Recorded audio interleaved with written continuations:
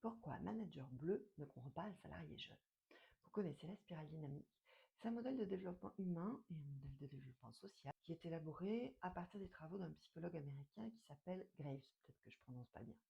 Alors qu'est-ce que c'est que la spirale dynamique, qui est d'ailleurs un outil très très intéressant en management? En fait, cela va décrire une succession de niveaux qui vont eux-mêmes correspondre à un ensemble de valeurs, des valeurs de croyances et des valeurs de mode de pensée. Donc nous n'avons pas tous les mêmes. Ces niveaux, pour une plus facile compréhension et application, vont être symbolisés par des couleurs et elles ne sont pas linéaires, d'où le nom de spirale dynamique, puisque cela va refléter non seulement une évolution dynamique, mais aussi une évolution cyclique de la conscience humaine. Alors, dans cette spirale, il y a 8 niveaux différents qui sont donc symbolisés par des couleurs, comme je vous le disais. Donc, on va d'abord avoir le groupe beige, qui est un groupe dont la motivation est la réponse aux besoins de base, aux besoins physiologiques de base. On a ensuite le groupe violet, qui est plus sur le côté tribal, donc a besoin de clans, a besoin de rituels. Dans une entreprise, vous avez ce genre d'habitude également que vous pouvez constater chez vos collaborateurs. Le groupe rouge est plutôt égocentrique et plutôt pouvoir. Ce sont des personnes qui vont avoir besoin de s'affirmer, de dominer et qui sont très impulsifs.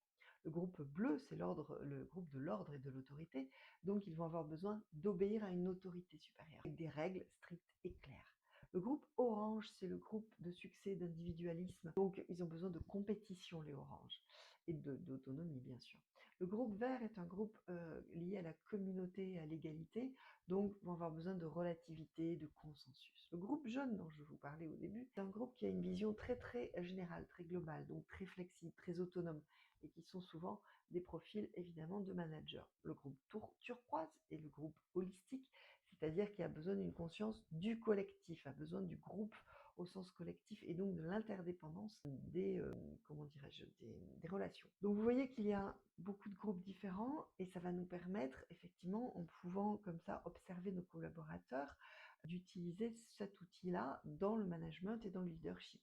Puisqu'en fait, ça va nous permettre de comprendre non seulement les dynamiques d'équipe, mais ça va nous permettre évidemment d'adapter nos styles de management, mais également d'analyser et de résoudre les conflits qu'il peut y avoir dans une équipe. Si vous ne connaissez pas cet outil, je vous conseille tout un tas de lectures et de vidéos très instructives que vous pourrez trouver qui sont des pistes très très intéressantes pour manager.